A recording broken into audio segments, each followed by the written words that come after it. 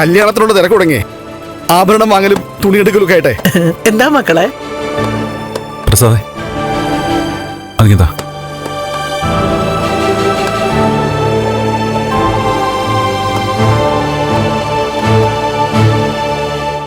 ഇത് മഹാലക്ഷ്മിക്കുള്ളതാ.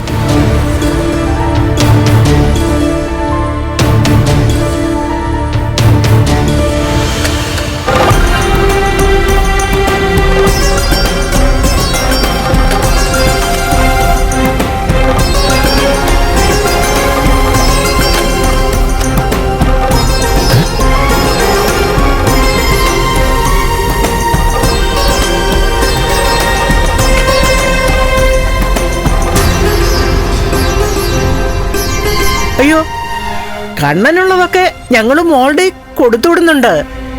ആ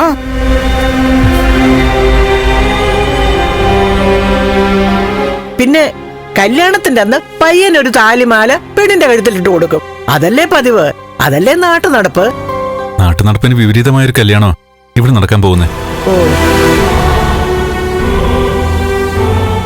ഒരുപാട് കുറവുകൾ തന്നെയാ മഹാലക്ഷ്മി ഭർത്താവായി തിരഞ്ഞെടുത്തത്.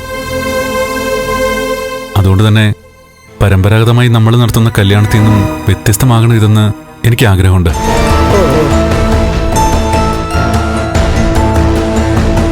അതുകൊണ്ടാ അന്ന് താലിമാല ഉൾപ്പെടെ കല്യാണത്തിന് മഹാലക്ഷ്മി ദേഹത്തണിയേണ്ട സകല സ്വർണവും എന്റെ വകയാവണമെന്ന് ഞാൻ തീരുമാനിച്ചത്. അയ്യോ, അതിന്റെ ഒന്നും ആവശ്യമില്ലായിരുന്നോ?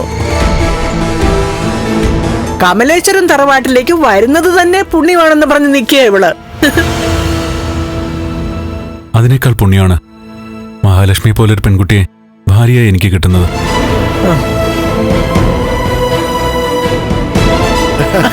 സ്വന്തമായിട്ട് സ്വർണ്ണക്കട ഉണ്ടെന്നൊക്കെ അറിയാം. എന്നാലും ഇത്രയും സ്വർണം കടയിൽ നിന്ന് എടുത്താ അത് വലിയ നഷ്ടമാവില്ലേ മോനെ? ആ അതെ അതെ അതെ, എല്ലാം പുതിയ ഉരുപ്പടികളല്ലേ കൊണ്ടുവന്നിരിക്കുന്നത്. അത് ഞങ്ങൾക്കൊരു നഷ്ടമൊന്നുമല്ല. പെണ്ണ് കാണാൻ വന്ന ദിവസം ഈ അമ്മയുടെ മുഖം വിളിച്ചു പറയുന്നുണ്ടായിരുന്നു എല്ലാം. ഇപ്പോഴും ഈ അമ്മയുടെ മുഖം തെളിഞ്ഞിട്ടില്ല. ഏയ്, അങ്ങനൊന്നുമില്ല. അവള് ഭയങ്കര സന്തോഷത്തിലാ. എനിക്ക് മഹാലക്ഷ്മിയോട് മാത്രമായിട്ടൊന്ന് സംസാരിക്കണമായിരുന്നു. ആയിക്കോട്ടെ ആയിക്കോട്ടെ, മോള് വാ. മോള് പോയി സംസാരിക്കേ.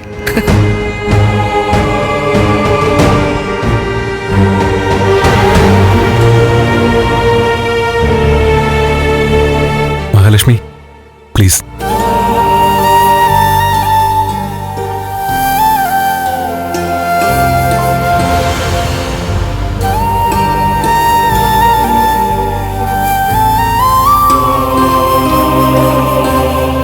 മഹാലക്ഷ്മിയുടെ മനസ്സെന്താണെന്ന് എന്നോട് പറഞ്ഞു. എങ്കിലും നേരിട്ട് കാര്യങ്ങൾ തിരക്കണമെന്ന് തോന്നി. അതിന് ഇത്രയും സ്വർണ്ണമായിട്ട് വരേണ്ട കാര്യമില്ലല്ലോ. എന്നോട് സഹതാപം തോന്നിയിട്ട് എന്നെ വിലയ്ക്ക് വാങ്ങാണോ? അയ്യോ, എന്താ അങ്ങനെ പറഞ്ഞേ? അധിക സ്വർണ്ണമൊന്നും എന്റെ ദേഹത്ത് കാണില്ല. എങ്കിലും ഒരു 10-20 പവനെങ്കിലും എന്റെ അമ്മ എനിക്ക് തരാതിരിക്കില്ല. മഹാലക്ഷ്മിയുടെ അനിയത്തിക്കോ? കരുണയുടെ ദേഹത്തെ 101 പവനെങ്കിലും കാണില്ലേ? അല്ല, അങ്ങനെ ഞാൻ അറിഞ്ഞത്. രണ്ടനച്ചനെ സ്വന്തം മകൾക്ക് സ്വർണം സ്വത്തും കൊടുക്കൂ, അതെനിക്കറിയാം.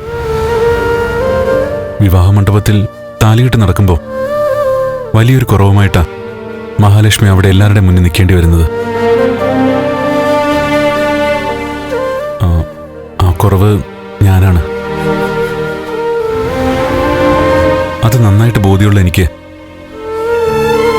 ഇത്രയെങ്കിലും മഹാലക്ഷ്മിക്ക് തന്നെങ്കിൽ മാത്രമേ സമാധാനം ഉണ്ടാവൂ. പിന്നെ ഈ കല്യാണത്തോടെ മഹാലക്ഷ്മിയുടെ ജീവിതത്തിലെ സുഖവും സന്തോഷമൊക്കെ ഒരു പരിധിവരെ തീരുകയാണ്. അത് തൻ്റെ അമ്മയ്ക്കും അറിയാം. അതുകൊണ്ട് ഈ നിമിഷം വേണമെങ്കിലും തനിക്കെന്നെ വേണ്ടെന്ന് വയ്ക്കാം.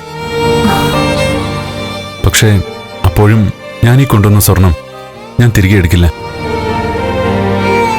ഇത് മഹാലക്ഷ്മിക്ക് വേണ്ടിയിട്ട് ഞാൻ തിരഞ്ഞെടുത്ത സ്വർണം. സ്വർണം തിരികെ എടുത്താലും എനിക്ക് കുഴപ്പമില്ല കണ്ണേട്ടാ. സ്വർണം കൊണ്ടുവന്ന ആളെ എനിക്ക് വേണ്ടത്. അതെ കണ്ണേട്ടാ, പൊന്നിന്റെ ഒരു അംശം പോലും തന്നില്ലെങ്കിലും എനിക്ക് വേണ്ടത് കണ്ണേട്ടനെയാ. അത് ഞാൻ പ്രാർത്ഥിക്കുന്ന ദൈവങ്ങളോട് പോലും പറഞ്ഞു കഴിഞ്ഞു. അവരെനിക്ക് അനുവാദവും തന്നു കഴിഞ്ഞു. ഇന്ന് ആ സ്വർണ്ണമൊക്കെ അണിഞ്ഞിട്ട് മഹാലക്ഷ്മി എനിക്കൊരു ഫോട്ടോ അയച്ചേരണം. എന്റെ സെലക്ഷൻ തെറ്റിയില്ലെന്ന് ഉറപ്പുവരുത്താൻ. ശരി കണ്ണേട്ടാ. അന്നത്തെ ആ ആക്സിഡന്റിന് ശേഷം ദൈവങ്ങളോട് പോലും എനിക്ക് ദേഷ്യമായിരുന്നു. എങ്കിലും ഈ അടുത്ത സമയത്ത് കുടുംബജോത്സ്യം വീട്ടിൽ വന്നപ്പോ കല്യാണത്തെപ്പറ്റി ഞാൻ തിരക്കി. ആ സമയത്ത് അദ്ദേഹം തർപ്പിച്ചു പറഞ്ഞു, മഹാലക്ഷ്മി പോലൊരു പെൺകുട്ടിയെ എനിക്ക് കിട്ടുമെന്ന്. അത് കേട്ട് ഞാൻ മാത്രമല്ല, മനസ്സുകൊണ്ട് എല്ലാവരും ചിരിച്ചു കാണും. പക്ഷെ ജോത്സ്യൻ അങ്ങനെ പറഞ്ഞപ്പോഴും ഞാൻ വിവാഹം കഴിക്കാൻ പോകുന്ന പെൺകുട്ടിയുടെ പേര് പോലും മഹാലക്ഷ്മി എന്നാവുമെന്ന് ഞാൻ ഒരിക്കലും കരുതിയില്ല.